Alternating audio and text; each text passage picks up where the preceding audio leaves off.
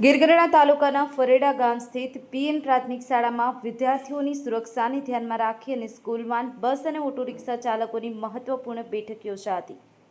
શાળાના પ્રિન્સિપાલના માર્ગદર્શન હેઠળ યોજાયેલી આ બેઠકમાં તમામ વાહન ચાલકોને સ્પષ્ટ સૂચના આપવામાં આવી કે વાહનમાં બેઠક ક્ષમતા કરતાં વધુ વિદ્યાર્થીઓને બેસાડવા નહીં અને ટ્રાફિકના તમામ નિયમોનું કડક પાલન કરવું।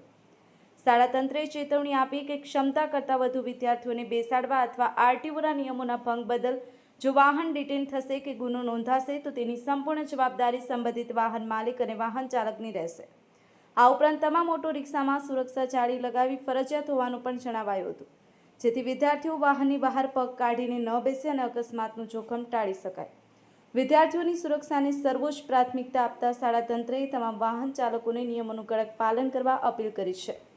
વોઇસ ઓફ ગીર ન્યૂઝ સાથે અશરફ મકરાણી, ગીરગઢડા। મારું નામ નિલેશભાઈ સોચા, ફરેડા પ્રાથમિક શાળાના આચાર્ય છું। આજરોજ અમે તમામ ડ્રાઈવરોની મિટિંગ બોલાવવામાં આવેલી હતી।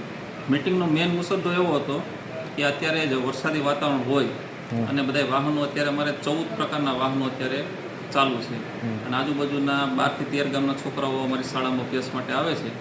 તો એ બાળકો જ્યારે આવતી વખતે અને છૂટતી વખતે જ્યારે વાહનમાંથી જાય છે ત્યારે એ રસ્તાની સાઈડમાં અત્યારે ગારાનું પ્રમાણ હોય અને એને કારણે કોઈ એક્સિડન્ટ કે અકસ્માત ન થાય એની સાવચેતી રૂપે ડ્રાઈવરોની મેં મિટિંગ રાખેલી હતી અને તમામ ડ્રાઈવરોને વાહન શાંતિથી ચલાવવા અને વાહનના નીતિ નિયમનું પાલન કરવું એ બાબતની સામાન્ય સૂચનાઓ આપેલી હતી અને તમામ ડોક્યુમેન્ટને આ બાબત જે પૂર્તતા હોય એ બાબતની અમે સૂચનાઓ આપેલી હતી અને તમામ ડ્રાઈવર લોકોએ સાથ સહકાર સારો આપ્યો છે।